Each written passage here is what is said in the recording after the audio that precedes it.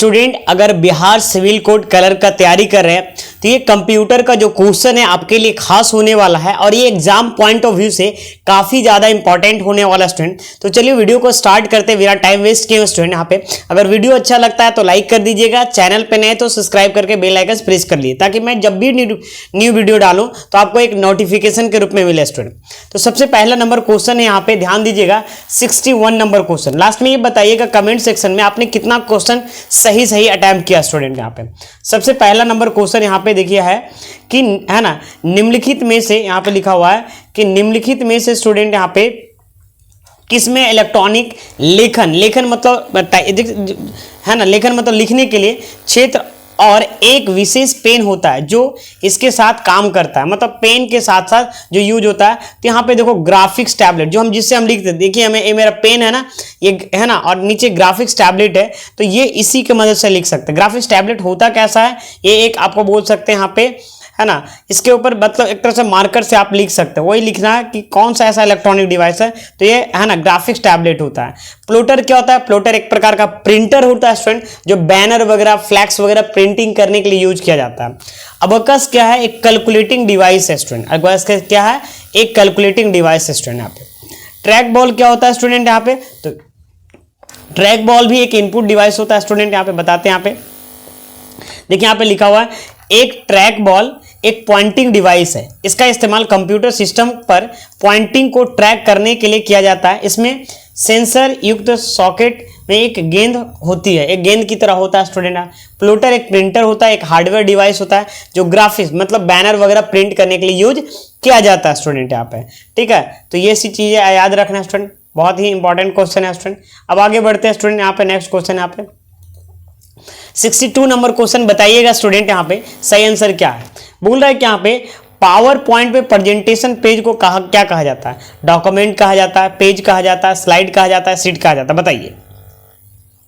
इसका देखो power point में जो भी काम करते हैं ना, उस पावर पॉइंट के फाइल को प्रेजेंटेशन के नाम से जाना जाता है ना, प्रेजेंटेशन के नाम से जाना जाता है। तो यहाँ पे प्रेजेंटेशन तो कहीं नहीं है, तो पावर पॉइंट में जो पेज में काम बुक करते हैं उसको हम स्लाइड बोलते हैं, ठीक है ना। और ये किसको होगा, जब हम ये इलेक्ट्रॉनिक अगर हम एक्सेल में अगर काम करते हैं ना तो उसे हम शीट बोल सकते थे एक्सेल में, है ना, इलेक्ट्रॉनिक स्प्रेडशीट या शीट बोल सकते थे।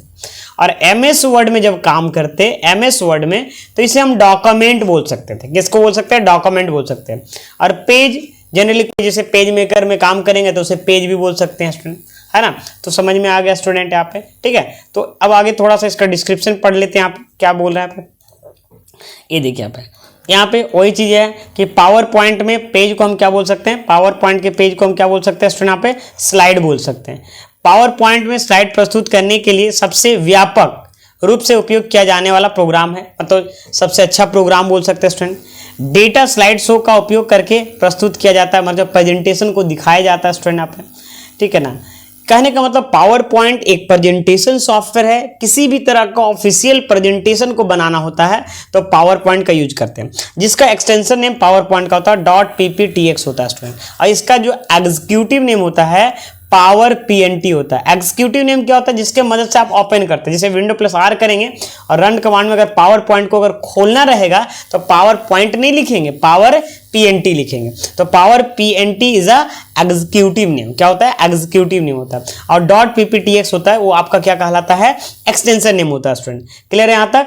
चलिए अब आगे बढ़ते हैं स्टूडेंट, यहाँ पे नेक्स्ट क्वेश्चन 63 नंबर क्वेश्चन बोल रहा है। यहाँ पे ध्यान से समझिएगा कि प्रेजेंटेशन हो रहा है। प्रेसिंग F12 किसका शॉर्टकट की है, तो सेव एज का शॉर्टकट की ऑप्शन। तो दबाने के लिए किसका यूज किया जाता है ना, सेव एज से। F12 अगर कीबोर्ड से प्रेस करते हैं तो सेव एज का डायलॉग बॉक्स खुलता है ना। F1 F2 F3 F4 F12, F1 से लेकर जो F12 तक जितने भी की होते हैं उसको हम किस की के नाम से जानते हैं, फंक्शन की के नाम से जानता है। वो हमेशा टॉप में रहता है, ठीक है। तो F12 आप प्रेस करते हैं तो सेव एज का डायलॉग बॉक्स खुलेगा। सेव एज का काम क्या होता है, सेव किया हुआ फाइल को डिफरेंट नेम या डिफरेंट लोकेशन में सेव करना होता है तो सेव एज का यूज करते हैं। To save the saved file with different name and different location then use save as option student. अच्छा, हेल्प का शॉर्टकट की क्या होता है, F1 होता है। F1 से कोई भी चीज का जो सॉफ्टवेयर खोले हुए रहेंगे उसका आपका हेल्प ऑप्शन खुल जाएगा। सेव का शॉर्टकट की क्या होता है, Ctrl+S होता है। और ये कौन सा मेनू में रहता है, तो है ना फाइल मेनू में रहता है। कौन सा मेनू में रहता है ऑप्शन सेव का, सेव और सेव एज दोनों फाइल मेनू में ही रहता है। सर्च से कोई भी चीज क्या कर सकते हैं, सर्च कर सकते हैं स्टूडेंट। और किस सर्च की बात कर रहे हैं यहाँ पे नहीं समझ में आ रहा है, अगर मान लीजिए कि कंप्यूटर में जाके सर्च करना तो विंडो ही होगा, लेकिन यहाँ पे फिलहाल अभी सर्च खाली बोला गया पे। ठीक है, चलिए, तो सर्च का मतलब होता है ढूंढना, सर्च करना स्टूडेंट। नेक्स्ट यहाँ पे सबसे पहले समझो, ये कुछ शॉर्टकट की है वो आपको याद रखना है। क्या क्या शॉर्टकट की है, जैसे यहाँ पे देखो, हेल्प का शॉर्टकट की यहाँ पे होता है F1, सेव का शॉर्टकट की Ctrl+S होता है ना, सेव एज का शॉर्टकट की F12 होता है। देखो हाँ, फाइंड Ctrl+F से फाइंड होता है, या फाइंड भी बोल सकते हैं, इसे फाइंड बोलो या सर्च बोलो। ये कौन सा मेनू में रहता है फाइंड ऑप्शन, सर्च तो नहीं लिखा होता, फाइंड रहता है। तो ये होम मेनू के MS वर्ड में होम मेनू के एडिटिंग ग्रुप में रहता है। Ctrl+C से क्या होता है, कॉपी हो जाता है। Ctrl+X से क्या होता है, कट हो जाता है। जो भी सिलेक्टेड आइटम रहता है स्टूडेंट उसको आप कट कर सकते हैं।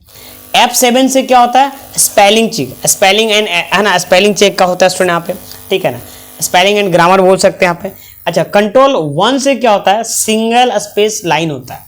Ctrl+1 से सिंगल लाइन स्पेसिंग को कम और ज्यादा करने के लिए लाइन स्पेस, उसका शॉर्टकट क्या होता है, सिंगल लाइन स्पेस का Ctrl+1 होता है ना। ये चीजें हिंदी में लिखा हुआ स्टूडेंट आपको याद रख, ये सब चीजें याद रखना, एग्जाम पॉइंट ऑफ व्यू से काफी ज्यादा इंपॉर्टेंट है। ये बहुत अच्छा क्वेश्चन है, बहुत हॉट क्वेश्चन है और ये वेरी वेरी इंपॉर्टेंट क्वेश्चन है स्टूडेंट।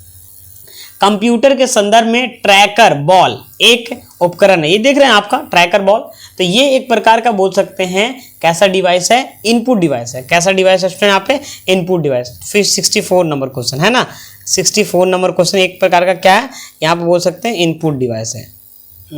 64 नंबर, हाँ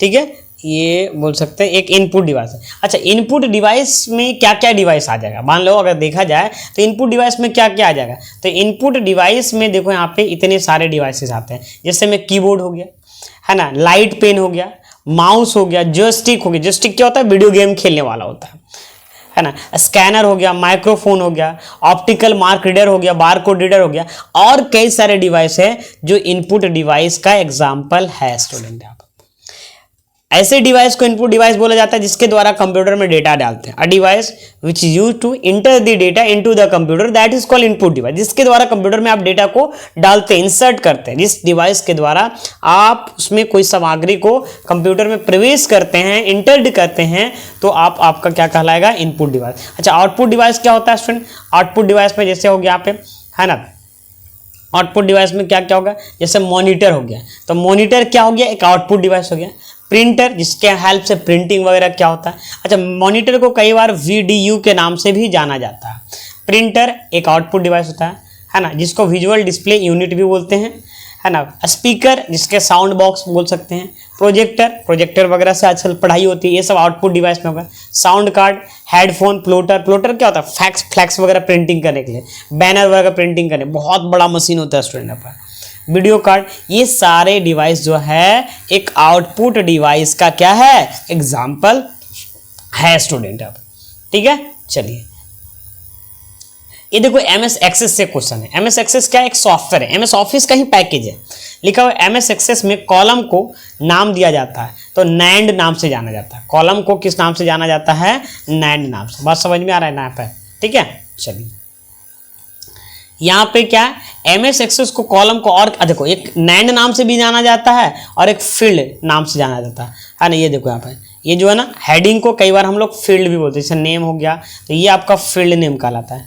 heading is also known as field name, ठीक है ना। यहाँ पे रो, ये देखिए आपका रो फील्ड नेम, और ये जो नेम में जो डेटा डालते हैं उसे हम रिकॉर्ड के नाम से भी जानते हैं, और इस रिकॉर्ड से कोई वैल्यूएबल इनसाइड निकालते हैं उसको हम रिपोर्ट के नाम से भी जानते हैं। रो, हॉरिजॉन्टल ब्लॉक्स को रो बोलते हैं, वर्टिकल ब्लॉक्स को कॉलम बोलते हैं स्टूडेंट आप, ठीक है। चलिए अब यहाँ पे समझ में आ गया। अच्छा, 67 नंबर क्वेश्चन क्या है बताइएगा यहाँ पे, how many primary key can table have in MS Access. मतलब बोल सकता है एक टेबल में प्राइमरी की एमएस एक्सेस में कितना क्या हो सकता है। तो सबसे पहले समझो एमएस एक्सेस क्या है। एमएस एक्सेस एक सॉफ्टवेयर है जो एमएस ऑफिस के पैकेज के अंतर्गत आता है। इसमें सर काम क्या होता है, तो इसमें स्टूडेंट काम होता है कोई भी डेटाबेस मैनेजमेंट से रिलेटेड काम को करने के लिए, डेटा को रिकॉर्ड करने के लिए। इसको डीबीएमएस पैकेज भी बोला जाता है एमएस एक्सेस को। अब यहाँ पे बोल रहा है कि प्राइमरी की क्या होता है। सबसे पहले समझो प्राइमरी की हिंदी में पहला चाबी ना।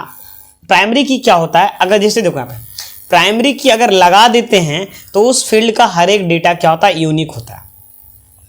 तो प्राइमरी की एक टेबल में एक ही लगा सकते हैं, यहाँ पे एक टेबल में एक ही लगा सकते हैं प्राइमरी की, है ना। अप्लाई, है ना, one column in the table that uniquely identify इस रिकॉर्ड इन द टेबल। प्रत्येक में एक अलग पहचान बनाने का काम करता है। बात समझ में आ रहा है ना।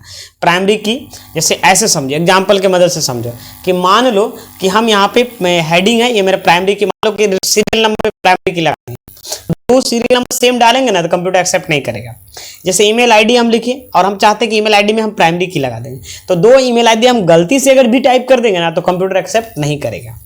जैसे मोबाइल नंबर प्राइमरी की उसी फील्ड में लगाया जाता है जो संभावना एकदम 9 मतलब वो 100% संभावना है कि अगर सेम होगा तो उसका मीनिंग मतलब गड़बड़ा जाएगा, तो उसी चीज में हम प्राइमरी की लगा सकते हैं, है ना। समझ। और प्राइमरी की पूछ रहा है क्या, एक टेबल में एक ही लगा सकते हैं। यस, एक ही लगा सकते हैं। ठीक है, चलिए यहाँ पर लिखा हुआ है एमएस एक्सेस में एक टेबल में कितनी प्राइमरी की हो सकती है, तो ओनली एक ही हो सकता है। चलो next question. How many data type in MS Access. What mean data type student. MS Access एक बार बार हम बोल रहे हैं कि डीबीएमएस पैकेज एक सॉफ्टवेयर है। डेटा टाइप क्या होता है, डेटा का प्रकार। डेटा जैसे नाम, जैसे हम आपको बोले नेम, तो नेम क्या है, नेम कैसा हो सकता है, Ram Mohan Sita Gita, @ comma dash that तो नहीं होगा ना यहाँ पे। तो समझ में आ रहा है, एक टेक्स्ट टाइप का नाम हो तो एक टेक्स्ट एक डेटा टाइप हो गया। ठीक है, जैसे अगर डेट, मान लो डेट ऑफ बर्थ, तो डेट ऑफ बर्थ क्या होगा, डेट में ही ना होगा।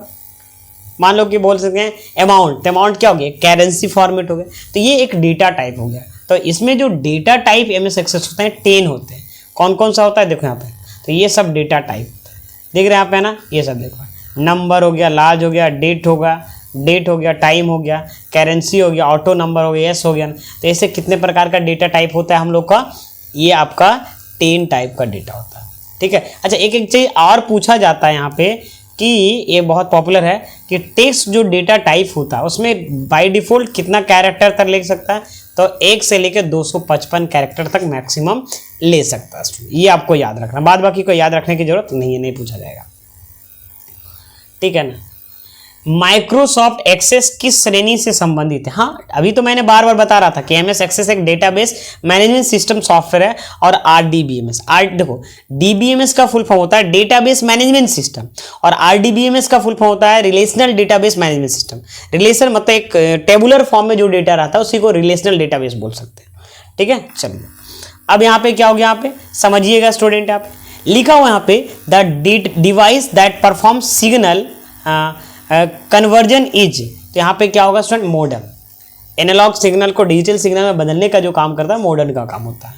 ठीक है स्टूडेंट, यहाँ पे नेक्स्ट ये लिखा, किसी एप्लीकेशन विंडो में डैश एक बटन होता है जिसे आप बाईं और दाईं मतलब लेफ्ट या राइट को खींचकर ड्रैग कर सेटिंग मान क्रमशः घटा और बढ़ा। नहीं, देखते हैं ना कि आप साउंड रहता है, देखिए अभी यहाँ पे देखिएगा, इसमें हम साउंड का साइज क्या कर सकते हैं, इधर बढ़ा सकते हैं। तो इसको हम कौन सा बार बोलते हैं, तो यहाँ पे स्क्रॉल बार बोलते हैं, नहीं इसको हम स्लाइड बार बोलते हैं। क्या बोलते हैं, यहाँ पे स्लाइड बार बोलते हैं। क्या बोलते हैं, स्लाइड बार बोलते हैं। ठीक है, स्पिन जो रहता है जो घुमाने के लिए जरूरत पड़ता है। टेक्स्ट बॉक्स रहता है, टेक्स्ट बॉक्स नहीं रहता, चेक बॉक्स रहता है, टेक्स्ट बॉक्स होता ही नहीं कुछ। ठीक है ना, तो ये होगा स्लाइड बार। ये देखो, इसको स्लाइड बार बोल सकते हैं दोनों। ये देखिए यहाँ पे समझ में आ गया स्टूडेंट। अच्छा, डीएमए क्या होता है, डीएमए का फुल फॉर्म होता है डायरेक्ट मेमोरी एक्सेस। तो बोल रहा है डायरेक्ट मेमोरी एक्सेस विशेष रूप से निम्न में से किसके बीच डेटा ट्रांसफर के लिए उपयुक्त होता है स्टूडेंट। तो वो किसके लिए होता है, यहाँ पे रैम और आईओ के लिए होता है। किसके लिए होता है, रैम और आईओ के लिए होता है। ठीक है स्टूडेंट, यहाँ पे ठीक है। चलिए नेक्स्ट क्वेश्चन यहाँ पे क्या लिखा हुआ है, 73 नंबर क्वेश्चन पढ़िएगा। इनपुट की प्रक्रिया और प्रतिक्रिया के लिए समय अंतराल मतलब डिफरेंस डैश ऑपरेटिंग सिस्टम में मामले में बहुत कम है, तो रियल टाइम में सबसे बहुत कम होता है। रियल टाइम में सबसे क्या होता है, बहुत कम होता है।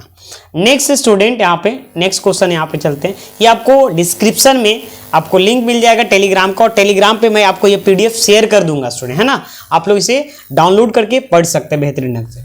लिखा हुआ यहाँ पे व्हाट इज मेन, लिखा हुआ यहाँ पे व्हाट इज फोल्डर, लिखा हुआ what is the main folder of storage device called. तो यहाँ पे देखिए लिखा हुआ स्टोरेज डिवाइस का मेन फोल्डर किसे कहा जाता है। स्टोरेज डिवाइस का मेन फोल्डर स्टूडेंट यहाँ पे किसे कहा जाता है, बताइए। स्टोरेज डिवाइस का मेन फोल्डर किसे कहा जाता है स्टूडेंट यहाँ पे, ठीक है, जवाब दीजिएगा। ये 74 नंबर क्वेश्चन है।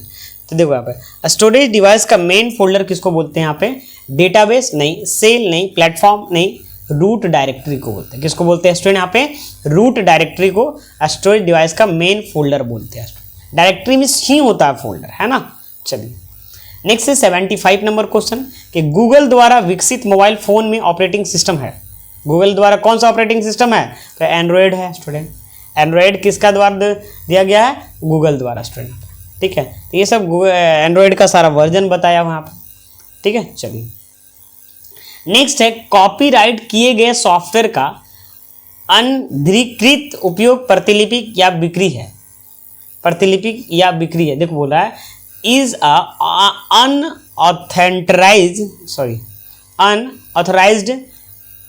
मतलब समझ रहे ना, जिसका ऑथराइजेशन नहीं हुआ, use duplication of sell copyright software, तो उसे हम पायरेटेड सॉफ्टवेयर बोल सकते हैं। क्या बोल सकते हैं, पायरेटेड सॉफ्टवेयर, ठीक है, डुप्लीकेट जो होता है। नेक्स्ट स्टूडेंट यहाँ पे कि MS एक्सेल में विश्लेषण के लिए कौन सा टूलबार बेहतर मदद करता है। विश्लेषण मतलब रखने के लिए, तो ये गोल सीक नाम का ऑप्शन होता है जो डेटा मेनू में होता है। कौन सा मेनू में होता है, data menu. Goal seek will find the right input when you know the result, जो आप रिजल्ट जानना चाहते हैं उसका राइट इनपुट फाइंड करने का काम करता है। कौन, गोल सीक। गोल सीक डेटा मेनू के, है ना, डेटा मेनू में जाइएगा तो आपको गोल सीक का ऑप्शन मिल जाएगा। अगर हम देखा जाए तो एक्सेल खोलेंगे, यहाँ पे ध्यान समझिएगा, यहाँ पे एक्सेल को खोलिएगा तो आप डेटा मेनू में जाइएगा तो यहाँ पे आपको एक ऑप्शन मिलेगा व्हाट इफ एनालिसिस के अंदर, where is written what if analysis, what if analysis के अंदर गोल सीक मिलेगा। डेटा मेनू में गोल सीक ऑप्शन, ये देखिए, है ना, ये देखिए आप ध्यान समझिएगा। ये ऑप्शन व्हाट इफ एनालिसिस के अंदर 3 ऑप्शन दिख रहा है आप, सिनेरियो मैनेजर, गोल सीक बीच वाला और डेटा टेबल नीचे वाला। ये किस ग्रुप के अंतर्गत है ना, फोरकास्ट ग्रुप के अंतर्गत दिया गया है लेटेस्ट वर्जन में। अब यहाँ पे देखो पाइवोट टेबल भी एक ऑप्शन है जो डेटा को एनालाइज करने के लिए जरूरत पड़ता है स्टूडेंट यहाँ पे, लेकिन इसका सही आंसर होगा गोल सीक, है ना। नेक्स्ट क्वेश्चन यहाँ पे, नेक्स्ट क्वेश्चन क्या बोला है कि निम्न में से कौन सा फ्लॉपी डिस्क का हिस्सा नहीं है। तो निम्न में से फ्लॉपी डिस्क का बच्चे यहाँ पे कौन सा हिस्सा नहीं है, जवाब दीजिएगा। यहाँ पे 78 नंबर क्वेश्चन का क्या जवाब होगा, यहाँ पे जवाब दीजिए फटाफट, ठीक है। देखो यहाँ पे ये जो है ना, ये आपका बोल सकते हैं एक्चुएटर। एक्चुएटर जो है यहाँ पे फ्लॉपी डिस्क का हिस्सा नहीं है। बाकी सब ये जो है ना, पेपर रिंग होता है, मैग्नेटिक डिस्क होता है, शटर होता है, ये सब हिस्सा है स्टूडेंट। यहाँ पे देखिए इस तरीके से है ना, यहाँ पे ये सब इसका मतलब इसका भाग है बोल सकते हैं। चलिए नेक्स्ट है यहाँ पे, ठीक है, ये सारा आप लोग टेलीग्राम चैनल से जुड़ जाइएगा, ये सब का डिस्क्रिप्शन में आपको लिंक मिल जाएगा और ये आपको PDF मिल जाएगा, वहां से बेहतरीन ढंग से आप खुद से पढ़ सकते भी हैं। एक कंप्यूटर प्रोग्राम जो एक, है ना, पूरे प्रोग्राम को एक बार में ही मशीन भाषा को प्रवृत्त, एक बार में ही पूरे मशीन मतलब पूरे प्रोग्राम को, पूरे सॉफ्टवेयर को एक बार में मशीन भाषा में कन्वर्ट कर देता है, मशीन लेवल लैंग्वेज में, तो उसे हम बोलते हैं कंपाइलर। देखो देखो एक होता है कि लाइन बाय लाइन कन्वर्ट करता है, उसको हम इंटरप्रेटर बोलते हैं, और जो एक ही बार में कन्वर्ट कर देता है पूरे कोड को मशीन भाषा में, तो उसके हम क्या बोलेंगे, कंपाइलर। कंपाइलर और ये जो होता है इंटरप्रेटर, ये जो बोल सकते हैं ट्रांसलेटर की तरह होता है, ठीक है। चलिए नेक्स्ट क्वेश्चन यहाँ पे है 80 नंबर स्टूडेंट, यहाँ पे निम्नलिखित में से क्या एक कंप्यूटर वायरस नहीं है। बल्कि एक मूल रूप से एक कंप्यूटर लैंग्वेज है। मतलब बताइए इसमें से कौन एक कंप्यूटर वायरस नहीं है लेकिन एक कंप्यूटर लैंग्वेज है। तो पाइथन एक लैंग्वेज है स्टूडेंट। पाइथन क्या, सांप नहीं, पाइथन एक लैंग्वेज है, ठीक है ना। तो स्टूडेंट समझ में आया होगा। अगर ये वीडियो अच्छा लगा होगा तो चैनल है ना लाइक कर दीजिए, चैनल पे नहीं तो सब्सक्राइब कर लीजिए। और इस चैनल पे आपको सिविल कोड का बेहतर ढंग से आपको ये मॉक टेस्ट नंबर 4 था स्टूडेंट, आप जरूर है ना वीडियो को शेयर करिए ताकि और भी मोटिवेशन बने और भी मैं बेहतरीन ढंग से आपके लिए कंटेंट बना सकूं। थैंक यू स्टूडेंट यहाँ पे। और मैं आपको इसका जो प्रैक्टिकल है ना MCQ है वो ला रहा हूँ, और मैं हम स्टेप बाय स्टेप चाहता हूँ, चैप्टर वाइज भी लाना चाहता हूँ स्टूडेंट यहाँ पे, कि MS ऑफिस में एक्सेल के पूरा थ्योरी पढ़ा दूँ। आप लोग कमेंट सेक्शन में बताइए क्या चाहते हैं स्टूडेंट। Thank you.